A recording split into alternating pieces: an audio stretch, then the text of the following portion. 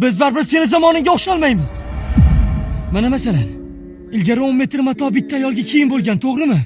Ammo bizning davrga kelib 1 metr mato bitta ayolga oshiqchalik qilyapti. Kim uchun harakat qilyapman o'zi? Bir kunlik kayf safosi uchun yashaydiganlar uchunmi? Yoki o'z vatan madhiyasini bilmaydiganlar uchunmi? Yoki vataningda urush bo'lsa, qayerda qolarding desa, chetga qochib ketardim deydiganlar uchunmi? Mana shu oxirgi zamoni yaqinlashgan sari joy namozining narxini oshiradigan insonlar uchunmi?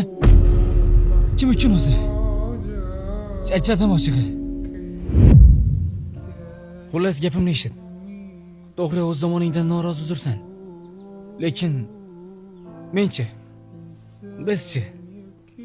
Otam mana shu sizning kelajagingiz uchun urushga ketgan. Akam ham yoshim hali 18 ga to'lmagan bo'lsa ham oilamga bosh bo'lib qoldim. Xo'sh, mana shu go'zal kelajagingiz uchunmidi? Mana shu uchunmidi hammasi? Bu savollarimga kim javob beradi? Menga qara, o'zingizni unutyapsiz.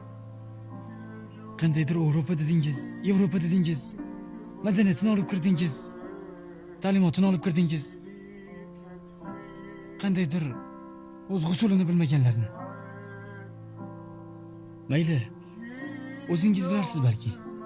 Yaxshi bo'lar hammasi.